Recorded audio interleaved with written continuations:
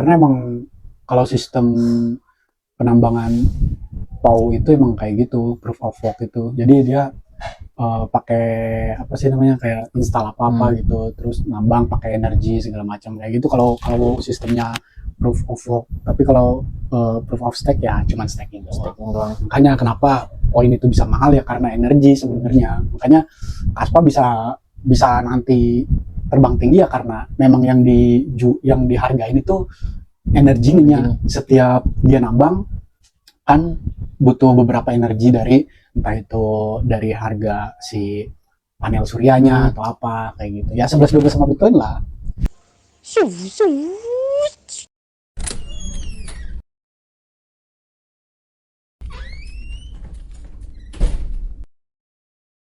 Assalamualaikum warahmatullahi wabarakatuh. Balik lagi di kamar kita official. Salam investasi. Oke, tema malam ini kita bakal ngebahas sedikit koin apa, Bre? Kaspa. Karena Kaspa salesnya makin gila sih di TikTok nih. Makanya gue penasaran nih koin Kaspa. Mungkin Kaspa sama sedikit kita bahas tentang berita-berita di dalam negeri ya. Pergejolakan demo yang kemarin. Menurut lu apa ini Kaspa nih, koin apa nih Kaspa nih yang ramai banget nih di FYP gue? Kaspa lagi sampai penasaran. Iya. Kaspa apa ini? Kaspa lagi apa nih Kaspa? Aduh. Kaspa itu sebenarnya sama aja sama kayak Ethereum, tapi lebih ke 11-12 sama Bitcoin sih. Iya, karena dia lebih fokus di blockchain-nya. Dia soalnya sistem blockchain-nya itu sistem blockchain yang kekinian. Jadi dia misalkan nih ada koin-koin baru nih ya kan, dia tidak ngikutin tuh koin-koin terbaru itu apa segala macem, karena kebanyakan sistemnya koin baru sekarang tuh kebanyakan metodenya pakai POS, proof of stake semua. Kalau POS itu? Ya POS itu kan proof of stake. Ya, jadi cara kerjanya kan dia sistemnya itu staking. Jadi setiap ada orang yang stakingin si koinnya itu dia bakal menerima reward ya kan. Tapi kalau Bitcoin terus Ethereum sama si Kaspa ini dia itu sistemnya proof of work gitu. Jadi dia ditambang bukan di staking gitu. Tapi menurut lu untuk sales Kaspa ini berlebihan nggak membandingkan dia dengan Bitcoin? Sebenarnya sih menurut gue sih tidak berlebihan, karena itu emang kenyataannya gitu. Tapi kan dia maksudnya ada developernya kan? Iya, ada. Yang megang, sedangkan kan Bitcoin enggak gitu kan. Gitu. Nah, apakah menurut gua ya, apakah ini maksud gua ya mungkin sistem kerjanya sama Bitcoin, tapi untuk disamakan sama Bitcoin ini menurut gua beda jauh gitu, karena Bitcoin dengan pure kan kita tidak tahu ya kan yang menciptakannya siapa, terus kita pure penambangnya itu benar-benar pure penambang yang kita hasilkan gitu, sehingga Bitcoin yang beredar itu pun dari penambang mining ini kan, yang penambang ini kan, orang-orang yang nambang ini. Nah, sedangkan Kaspa kan dia ada marketingnya sendiri kan. Menurut gue itu terlalu berlebihan. Tapi kalau sudut pandang lu gimana, lu bisa mengatakan enggak gitu?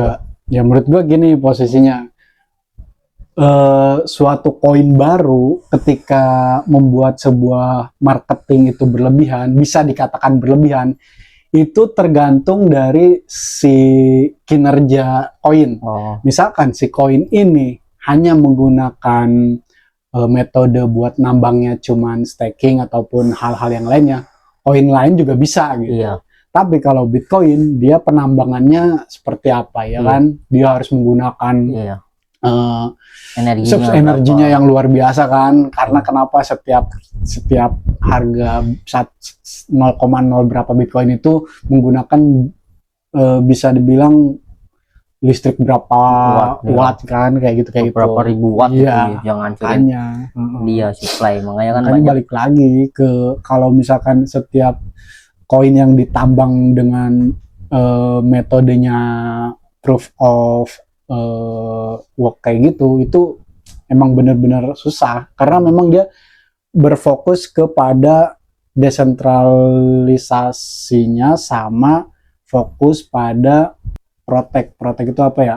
keamanannya ya, perlindungannya kayak gitu. Tapi kalau yang lain-lain kan nggak terlalu fokus ke arah sana, makanya kenapa dibilang ini 11-12 sama Bitcoin ya, menurut gua memang karena perlindungannya ya, desentralisasinya karena ini. kan gue sedikit tahu pada blok dia, kalau blok ini apa, kalau Bitcoin kan dia menciptakan cuman satu blok per blok ya, dia per blok kan? Itu misalkan satu transaksi terus bikin lagi satu transaksi lagi, kumpulin baru satu blok kayak gitu kan. Tapi kalau Kaspa kan enggak ya, Kaspa enggak, dia malah per detik dia bikin blok lagi, blok lagi gitu kan. Ya, itu yang dia bikin kelebihan dia di situ. Tapi apakah Kaspa ini menjanjikan? Pertanyaannya nih, apakah koin Kaspa ini menjanjikan atau tidak di masa depan ya? Masa depan. Menurut gua bisa dibilang menjanjikan banget sih. Berapa persen? Kalau berapa persennya untuk sementara, gua bilang 85%. Untuk saat ini? Untuk saat ini 85%. Pertama, untuk desentralisasi pengiriman dan privasi itu dengan cara seperti itu tuh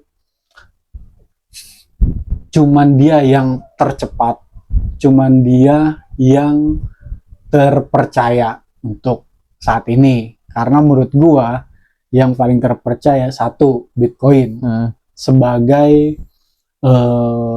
bisa dibilang tempat investasi ya kan. Terus untuk smart contract itu diduduki oleh Ethereum, kita tahu sendiri. Tapi kalau untuk perlindungan privasi, desentralisasi, pengiriman tercepat itu si Kaspa. Tapi kalau untuk institusi balik lagi itu XRP. Itu. Jadi kita ngelihat bagannya itu udah anjir, iya kelihatan banget ya gitu. Secara telanjang ya. Gue mikirnya wah ini nih si Bitcoin di atas, si ini Ethereum, setelah itu Kaspa, baru XRP. Anjir. Makanya kata gue tuh kenapa gue bilang wah besok gue pengen bahas ini nih Kaspa nih, karena gue sedikit baca whatevernya oke juga, tapi kadang ada yang sedikit gue nggak mengerti mungkin ya, makanya gue bilang udah kita bahasnya, coba lu cari tahu ini ya kan, karena dari kemarin dari segitu banyaknya koin-koin ya kan, karena Kaspa ini salesnya mungkin katakan sales Kaspa ini itu membuat kita penasaran tapi bagus juga nih sales Kaspa ini bagus juga bro, karena dari XRP Army pun ini lebih parah Kaspa dari XRP Army. Nggak usah muncul kan, kaget gue. Itu lebih parah dari XRP Army menurut gua, kayak makanya gua gila banget nih Kaspa. Kok sampai berani selebay ini ya? Iya, gitu kan? Kok berani ya? Sedangkan mungkin kita tahu lah XRP Army ya kan, karena emang XRP itu kan apa, koin Dino ya kan, kita tahu koin Dino yang ibaratnya yang udah lama dia bergelut di masa-masa season pertama yang kripto, season kedua kripto ya. Jadi Kaspa ini baru muncul tapi salesnya mungkin terlalu berlebihan gitu, makanya gua tertarik nih, tapi untuk gua hold mungkin nanti mikir-mikir dulu, karena mungkin secara analisa bagus tapi market cap-nya belum terlalu banyak kan ya, market cap masih sedikit kan. Itu kan Kaspa sempat digempur rame-ramenya tuh gara-gara ada yang nggak tahu beneran atau enggak ya, dia itu mengalokasikan dana, nggak tahu dah antara mengalokasikan atau apa gitu, intinya dia itu pro ke Israel Oh iya ya. tuh. Jadi dia macam ini apa, investor Israel buat. Sepertinya seperti itu. Waktu itu gue sempat sempat apa ya, intinya gue nggak sempat baca white papernya, tapi gara-gara itu gue kena. Paham nggak lu? Tapi gue pernah pernah pernah baca satu artikel bahwa Gaza ini bakalan jadi ibu kota AI, kota AI. Trump itu berambisi ketika Gaza ini yang Israel yang serang Israel, itu bakal dibangun kota AI. Kota AI. Iya. Berarti kayak ini dong, kayak kayak di Jepang yang gunung apa gitu. Iya, tapi di Jepang, tapi ini lebih, dia lebih bener-bener apa ya, lebih bener-bener udah roadmapnya Udah jelas. jelas. Dia bakalan dibangun kota AI dan salah satunya juga kayaknya didukung oleh Ken Kaspa juga. Bisa jadi. Tapi kan itu nggak tahu karena kan isu yang beredar belum tentu benar. Iya, iya. Tapi gue udah sedikit baca bahwa ternyata dari plot twistnya dari peperangan Israel Gaza ini, oh ada maksud tertentu. Iya, iya. Jadi Gaza ini bakal dibangun kota AI dan sebuah kota yang berbasis teknologi dan blockchain. Menurut lu gimana nih kalau misalkan itu terjadi? Gua nggak nyampe ke sana sih karena gue udah ke makan berita itu duluan. Karena posisinya gini, dulu tuh sebelum lu nanya ke gue Kaspa segala macam, gue sempet ngeliat tuh Kaspa jadi gue nggak nyentuh Kaspa sama sekali, nggak pengen tahu white papernya apa segala macam, nggak mau tahu gue karena ya itu karena ada Israelnya itu, gue kemakan itu tuh, ya udah, jadi gue udahlah gue tutup. Ya makanya pas lu bilang Israel gue baru inget. Oh iya, gue pernah baca sedikit selentingan bahwa Trump itu udah menyiapkan roadmapnya bahwa kota Gaza ini bakalan jadi seperti ini berbasis AI semua, teknologi semua. Jadi teknologi blockchain terlahir di kota Gaza ini. Bakal itu waktunya ambisi karena kan negara-negara timur kan lagi ini kan, lagi berlomba-lomba menciptakan teknologi baru. Kayak mungkin Qatar Arab tuh yang bikin di tempat gurun pasir. Nah itu sebagian juga Trump karena mungkin Amerika karena nggak ada lahan mungkin ya. Bisa jadi. Jadi dia pengen alokasiin. Pakai ininya sumber daya listrik itu ya yang surya ya. Tapi bisa jadi sih itu. Karena emang kalau sistem penambangan PAU itu emang kayak gitu, proof of work itu. Jadi dia pakai apa sih namanya, kayak install apa gitu, terus nambang pakai energi segala macam kayak gitu kalau sistemnya proof of work. Tapi kalau proof of stake ya cuman staking doang. Makanya kenapa koin itu bisa mahal ya karena energi sebenarnya. Makanya Kaspa bisa nanti terbang tinggi ya karena memang yang dihargain itu energinya. Setiap dia nambang kan butuh beberapa energi dari entah itu dari harga si panel suryanya atau apa kayak gitu ya, 11-12 sama Bitcoin lah. Tapi kemungkinan, tapi balik lagi ya di otak gue tuh belum kena loh kalau dia ibaratnya, kalau kita Bitcoin kan udah jelas ya kan, kayak emas digitalisasinya ya kan, kayak. Tapi kalau misalkan Kaspa ini menurut gua jadi kalau dia berfokus sama blockchain mungkin koin-koin lain juga bakalan bisa loh menciptakan. Bakalan bisa, cuman kan kalau koin lain itu lebih ke go green. Iya, tapi kan kalau misalkan dia stay di satu itu terus ya proyekannya ya kan, proyekan itu kayak Bitcoin, otomatis kan orang-orang udah udah pasti gue mending Bitcoin yang lebih Nggak banyak. bisa. Enggak, kalau menurut gue gini, karena posisinya ada emas, ada silver. Oh, mungkin itu sebagian dari silvernya. Bisa jadi ada emas, ada silver. Kemungkinan yang bakalan jadi silver dia. Kalau Ethereum kan balik lagi, dia itu lebih ke smart contract-nya kan. Jadi tetap Ethereum jadi sangat berharga buat para pembisnis. Tapi lu bakalan kemungkinan hold nggak Akaspa? Oh, gue jadi holdernya Iya, nih. Ada kemungkinan besar.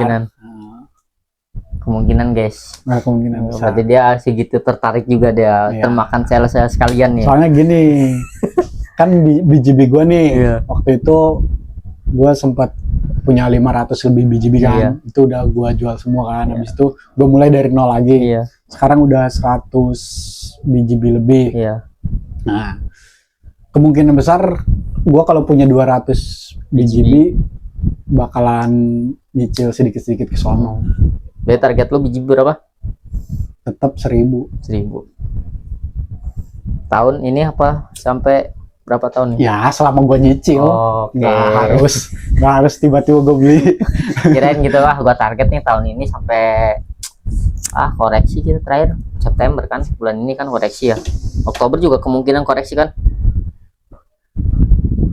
Di Oktober bisa. momentumnya kan, Bisa. iya kan, koreksi di September ini. Cuman agak sulit sekarang tuh agak sulit ke 60. Sekarang agak sulit. Ke 70 juga sulit sekarang. Kalau BGB ya, ke 70.000 sekarang agak sulit. Sulit karena dia kemarin udah Udah kerjasama ada pembakaran dia. pembakaran lagi anjir. Pas gua cek, udah Berkurang. ini supply beredarnya anjir. Tapi dia naiknya cuma 87.000. Iya.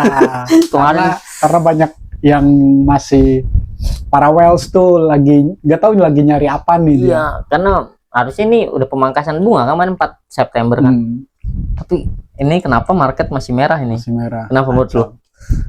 Menurut gua para whales lagi mencari keuntungan di Ethereum. Tapi di antara koreksi BGB yang ibaratnya dia apa sebenarnya stabil.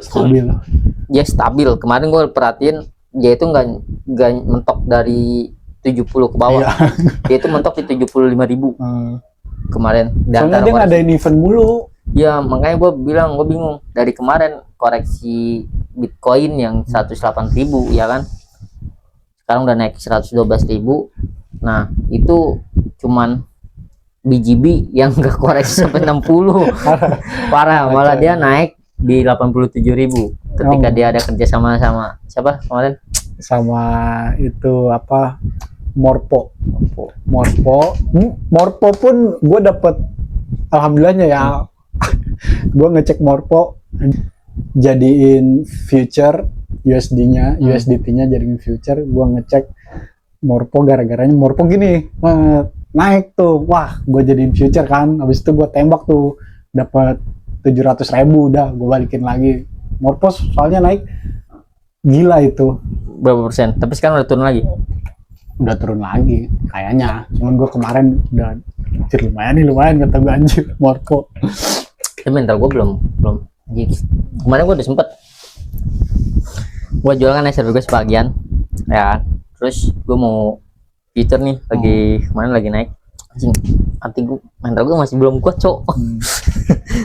Terus terbayang, kalau gue ngelos gimana nih ya, gue belum kuat. Udah jadi spot lagi aja. ngeri sebenarnya ngeri. Udah karena kan kemarin gue berita bahwa pemangkasan suku bunga di 4 September kan bener. Kan udah dipangkas kan. Nah prediksi gue itu bakal naik di tanggal 4 itu, taunya tetap turun. Karena menurut gua kalau main di future tuh kita harus ngelihat ininya.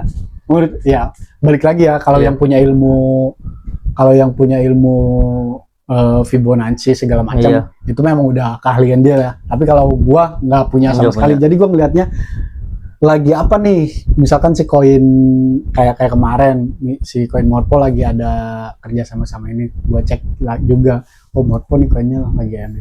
Ternyata memang bener, setiap ada apa namanya, ada sesuatu berita-berita bagus itu pasti akan naik kayak gitu-gitu. Soalnya gue dari kalau dulu-dulu lu tahu sendiri lah Iya. gue kayak gimana ya kan, Cek. dikit-dikit ini lagi apa namanya future lagi. Sekarang udah nggak kayak gitu, Jadi ngelihat apa ya? berita-berita dulu baru Jadi apa emosional lu udah terkontrol ya ya? udah terkontrol. Ego lu udah terkontrol berarti sekarang udah sedikit terkontrol.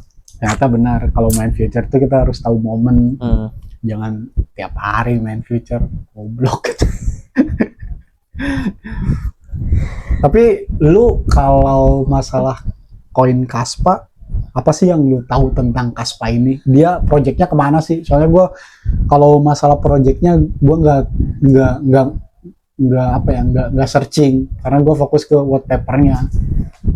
Gue juga kurang tahu, cuman untuk Kaspa tuh gue sebenarnya kurang tahu proyekannya apa aja. Yang gue tahu cuman dia ya yang tadi lu jelasin, dia itu fokus ke blockchainnya, dan dia juga bakalan ya kalaupun itu jadi ya berita-berita yang berseliweran, dia itu bakalan apa sih, ngedukung pembangunan kota AI ini kalaupun jadi. Tapi selebihnya gua nggak terlalu mendalami sih.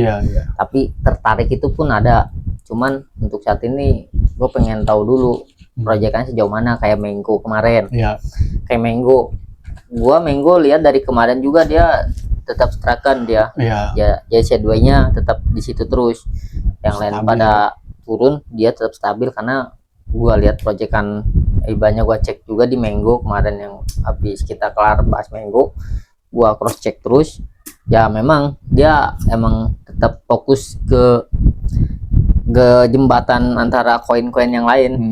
Benar-benar visi-misinya pengen jadi rumah dia itu. Makanya dia banyak melakukan negosiasi sana sini. Ya balik lagi seperti SRP, negosiasi antar banknya gitu. Jadi untuk kalian mungkin kalau misalkan tertarik sama Kaspa ya silakan, itu untuk kemauan kemauan kalian sendiri. Kita nggak mengajak sih, cuman nggak mengajak ya. Tapi kalau misalkan lu punya duit nganggur 1 juta aja, lu beli nggak? Mungkin gua beli 500.000 lah, 500 lagi buat Mango. Tapi Mango gua udah hold sedikit, tinggal nunggu naik dulu. Mungkin nggak lama kalau kayak gitu kan, itu gua lama langsung nggak. Nah untung udah. Tentu jangan ego pengen untung banyak kalau modal receh. Yang penting kita stabil ya, 10%, 20% naik kita turun lagi 10%, kita tembak lagi naik lagi, itu gitu aja udah santai. Jangan terlalu menggabung-gabung. Ya, mungkin itu doang sih. Mungkin itu sih cukup untuk pembahasan kita Kaspa. Nih balik lagi nih tentang dalam negeri nih di Indonesia, karena ada banyak hashtag Indonesia sedang tidak baik-baik saja. Nah menurut lo, emang Indonesia sedang tidak baik-baik saja? Ya kan itu kemarin karena banyak arogansi dari oknum-oknum, entah dari aparat, entah dari DPR, entah dari pemerintahannya kan.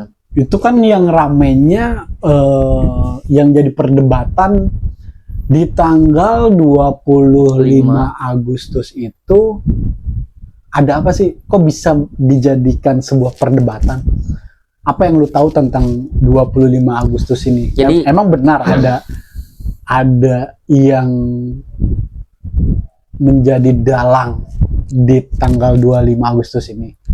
Sebenarnya banyak asumsi yang lain ya. Tapi gua balik lagi, gua percaya sama semua narasi yang keluar, semua berita yang keluar, semua golongan masyarakat yang turun ke jalan, itu pasti ada dalang di balik bergeraknya ibaratnya demonstrasi kayak gini gitu kan.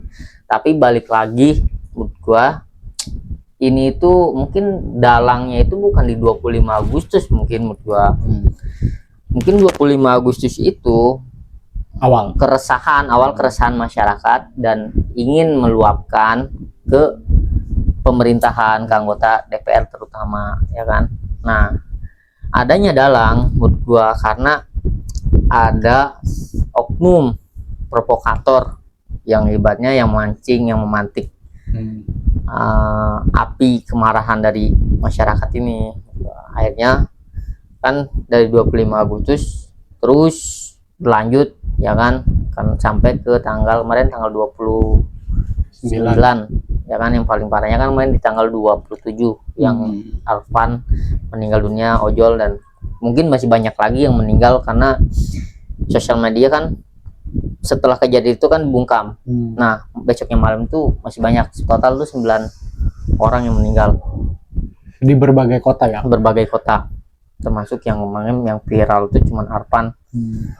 Dan ya menurut gua itu juga kesalahan dari oknum-oknum yang mungkin kurang profesional dalam menjalankan tugas. Gitu. Akhirnya terjadilah korban.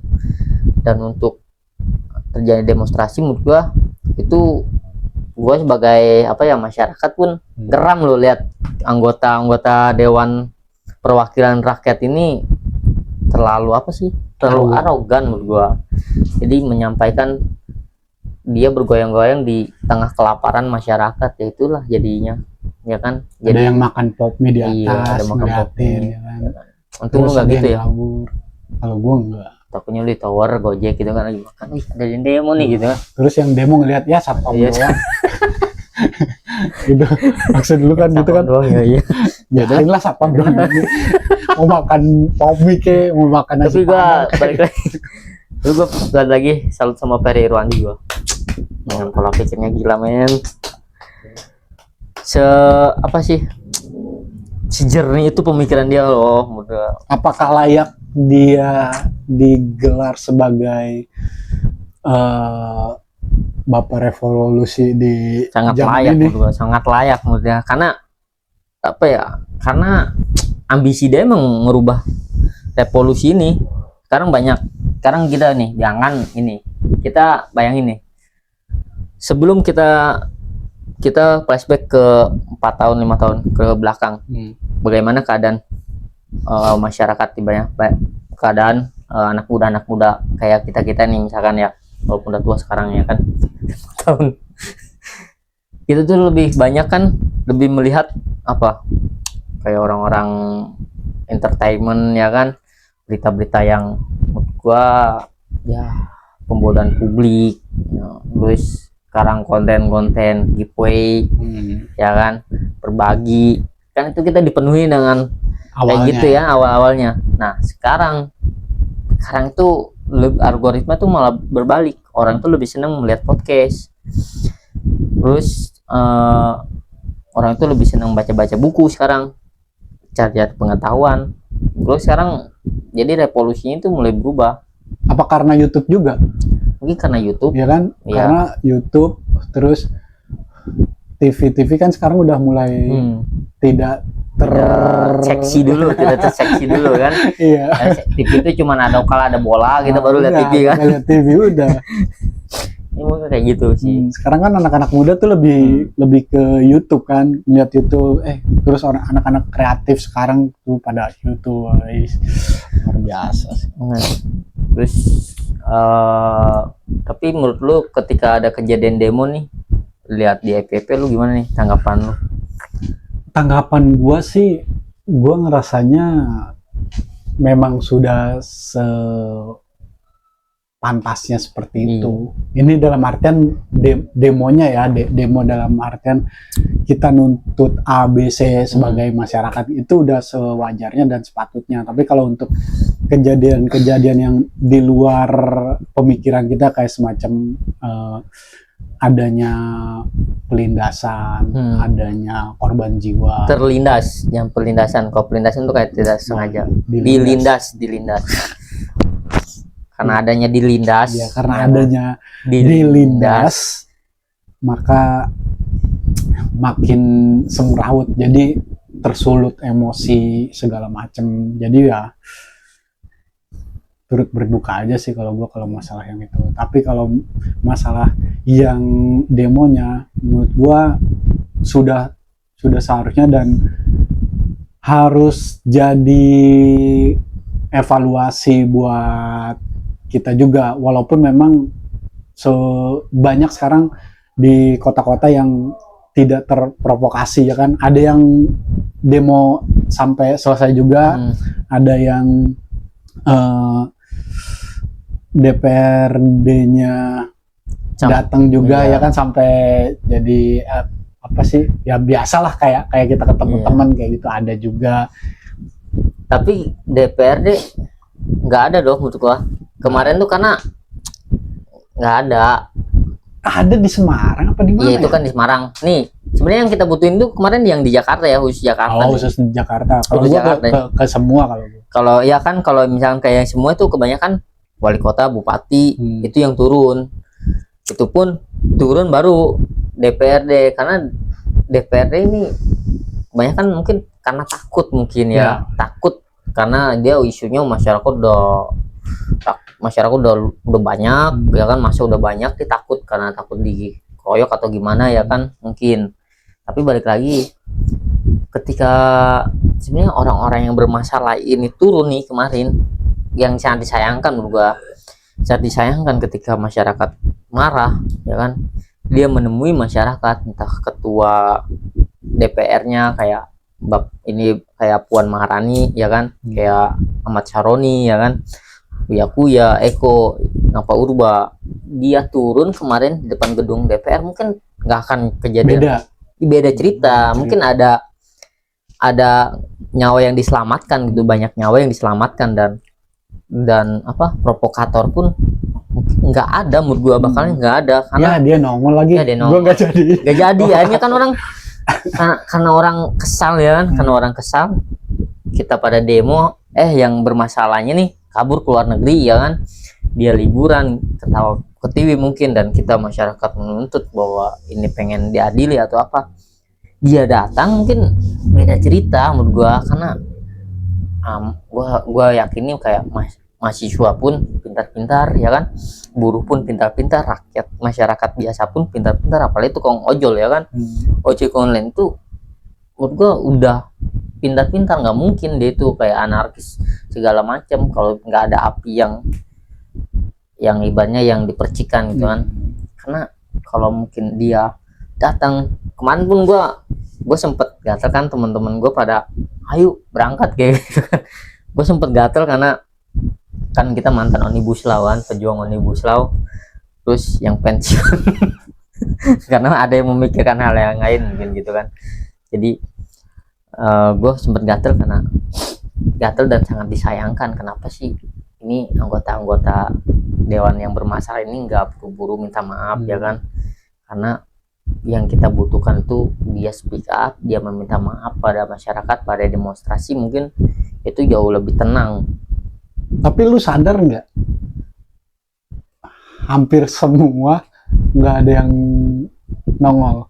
Iya, sadar kan? Sadar. Ketika apakah itu ada seseorang yang, nah itu dia. Hai kalian semua, jangan ada yang datang, jangan ada yang nemuin masa. Mungkin, tapi yang gua mungkin kemungkinan besar tuh ada sih menurut gua. Tapi yang saya kenapa harus Bapak Presiden yang speak up baru yang lain pada nongol gitu loh? Kenapa harus dulu sama Bapak Presiden dulu gitu kan, pada ngobrol ibaratnya.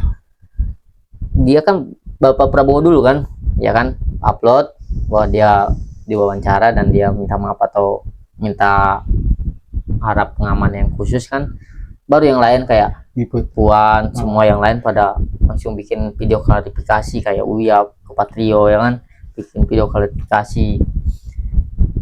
Kenapa gua sempat mikir, kenapa harus Bapak Presiden gitu, sedangkan yang masyarakat ini yang di demo itu bukannya ke pemerintahannya, tapi ke anggota perwakilan rakyat ini gitu kan. Karena kita punya wakil rakyat tapi serasa tidak punya wakil rakyat gitu, itu yang ada di pikiran masyarakat ini gitu kan. Berarti secara nggak langsung DPR nggak becus. Sangat ya, kita sekarang Tangerang nih, banyak kok di kelilingan kita mungkin nih yang mendengar, Kita di Tangerang banyak kok pabrik-pabrik yang gajinya di bawah UMR kok. Oke Bawah banget. banget. Ada kok di bawah 100.000, Lu pernah dapat gaji berapa? 80.000 sehari. Yakin sehari? Sehari, men. Kan Iya. kita kerja wajib cuman berapa jam? Iya, 8 jam itu cuma 80.000. Berarti Gila. 8 jam. Ada yang lebih parah. 12 jam itu dibayar cuma 70.000. Sampai sekarang ada di kawasan industri Akong, Sepatan ya. Itu gaji banyak, padahal kita tahu rumah dewan tuh ada di situ. Paling gede lagi. Paling gede lagi rumah dewan. Karena gua resah nih. Jadi untuk Tapi jalanan gimana jalanan? jalanan hancur banget, parah. Tapi kan depan rumah dewan. Ya, dia doang yang bagus. Kesananya jelek.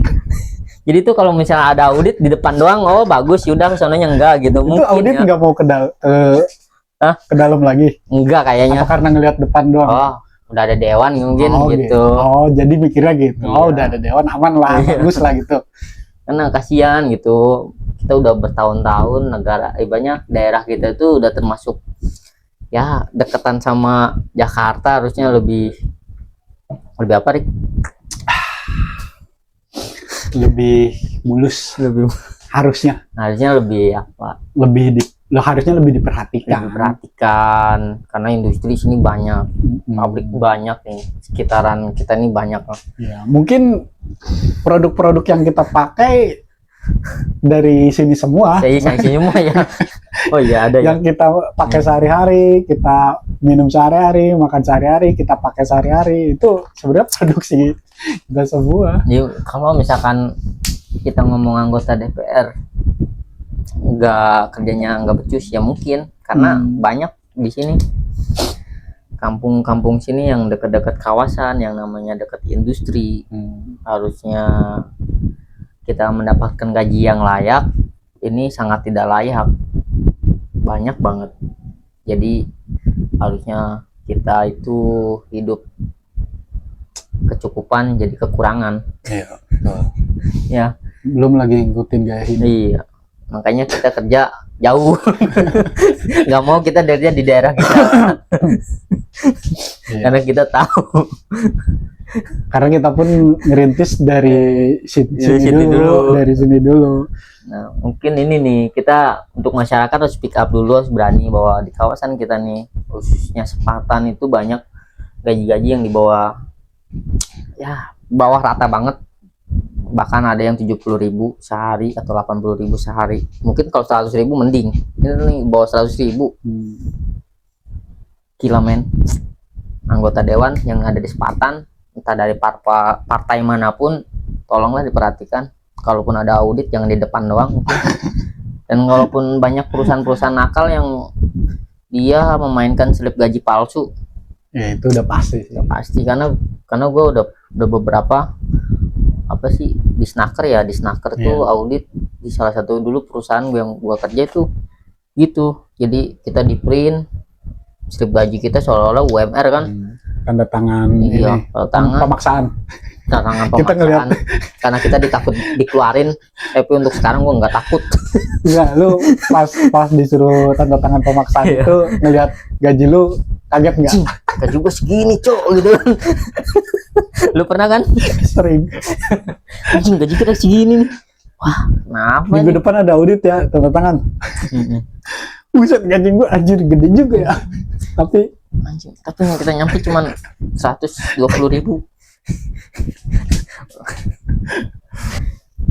Jadi untuk anak muda kita gunakan sosial media, kita speak up sekarang. Sekarang waktunya kita bersuara, karena ini menyangkut tuntutan kemarin demo juga kan, 17/8.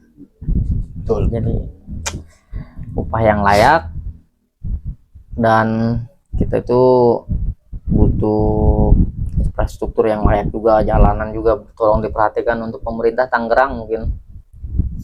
Banyak. Terus gue mau nanya nih, kan ada lagi rame-ramenya nih para influencer, artis, mereka itu merubah profil mereka dengan warna Pink. hijau.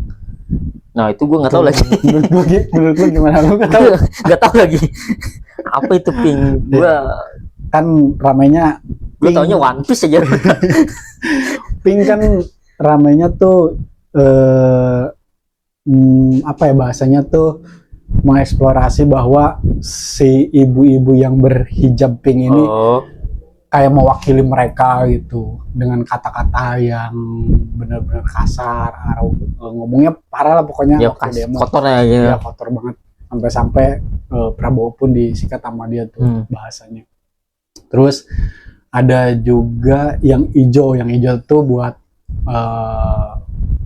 mengenang si Ojol. Ya, yang makanya para influencer sama artis bikin foto profil mereka pink hijau. Itu menurut pandangan lu gimana? Menurut gua gimana ya? Mungkin karena apakah itu menurut lu jangan terlalu lebay lah gitu? Mungkin gua ya terlalu berlebihan sih menurut gua. Mungkin ya sudut pandang gua ya terlalu berlebihan. Kita kenapa harus tertuju satu gitu kan? Iya. Kenapa kita nggak speak up aja gitu kan? Sekarang kan ada sosial media terbuka ya kan?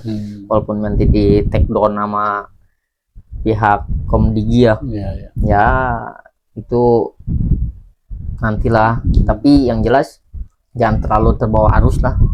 Jadi kita fokus sama tuntutan kita fokus sama tujuan kita di awal demo ini gitu loh.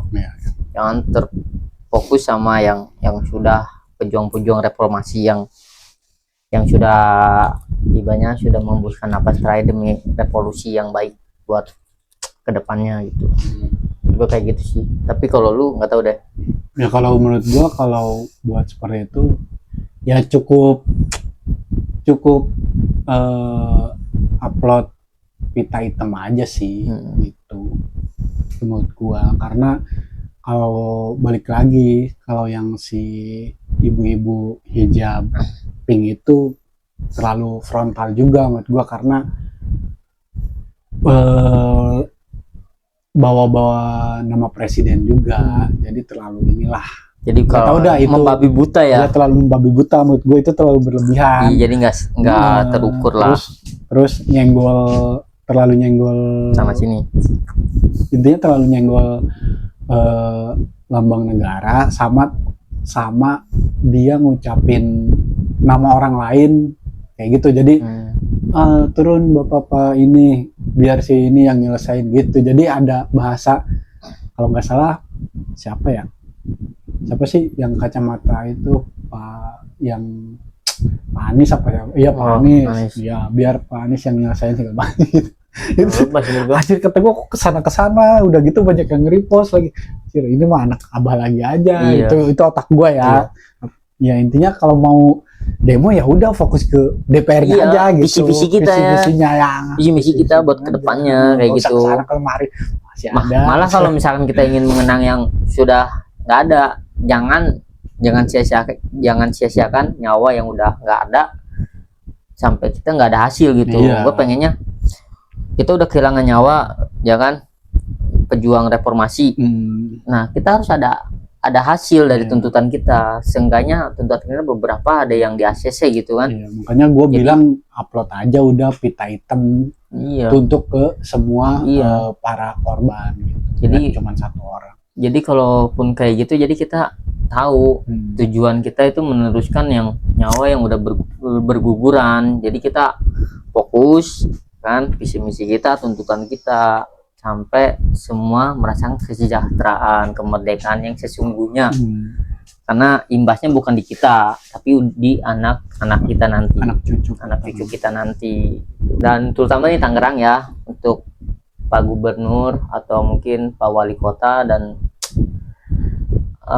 aparatur negara ya, tolonglah periksa lagi di kawasan-kawasan mungkin Sepatan, Pasar Kemis, banyak kok pabrik-pabrik yang di bawah UMR, dan itu pun yang kalian tahu, cek audit di Snaker itu kebanyakan yang palsu.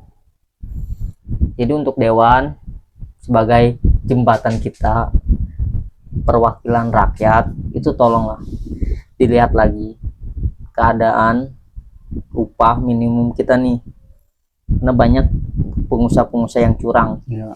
Menurut gue juga para audit juga harus tegas lah. Iya, jangan disogok rokok kalian dulu udah kabur ya. Iya. Soalnya kita sebagai pekerja tuh nggak bisa ngapa-ngapain. Harusnya para audit nih yang harus tegas. Tanya bener nggak ininya palsu apa enggak, kayak itu kayak lebih tegas lah. Ya, tapi kalau kalian pengen survei, kita bisa kumpulin orang-orang yang kerja di sini, gaji berapa kalian bisa tanya. Perusahaan mana kita bisa kumpulkan lah orang-orang. Kalau kalian butuh data, tapi kalau kalian datanya cuma di atas kertas, ya itu bisa diketik. Kita pun bisa ngetiknya. Jadi kesan gua, Ya bener sih. Iya kan? Bener. ya kita ketik, ada laptop kita tinggal Juga ketik ya bisa kan, ngetiknya. berapa ngetik gitu kan data. Oh gaji si A sekian, gaji si A sekian, PT Sejahtera gitu kan. Pikirnya atau PT Semoga Awet, wah produk sekian gitu kan. Kita gaji, karyawan 20 juta nih, kita audit ya, ketika audit wah ini karyawannya layak semua gitu kan, padahal mah enggak. Jangan-jangan Iya. audit juga bermain. Iya, ya tolonglah bersihkan Tangerang ya dari permainan-permainan kotor, sehingga kita masyarakat kecil nyari kerja UMR pun susah. Ya. Jadi gitu sih unek-unek gua nih malam ini terhadap pemerintah, khususnya sih gua di Tangerang doang sih. Nah lu unek-unek lu gimana Bre? Biar kita itu kerja nggak jauh-jauh, jadi kita bisa nyari oh kita ini deket ya udahlah yang gitu, jadi kita nggak usah ke Jakarta kerja buat dapetin gaji yang layak gitu Gue nggak terlalu banyak unek-unek sih. sih. Untuk anggota dewan terdekat ya berguna lah dikit, jangan cuma nanti ada di 2029 kalian muncul minta suara udah hilang lagi deh. Untuk para pahlawan-pahlawan reformasi yang udah nggak ada, kita turut berduka cita sebesar-besarnya. Semoga almarhumah diterima di sisi Allah Subhanahu wa taala, amin. Amin. Jadi cukup dari gua, mungkin ada tambahan? Cukup. Oke, kita balik lagi di minggu depan bahas tentang blockchain lagi, balik Siap. lagi di koin-koin yang baru-baru rilis. Jadi kalian kalau ada koin-koin yang Mau kalian tanyain, mau tanyain ya silakan silakan komentar aja. komentar aja, nanti kita bahas di minggu selanjutnya. Betul. Oke, cukup dari kami. Assalamualaikum warahmatullahi wabarakatuh. Salam investasi. Oke, bye bye.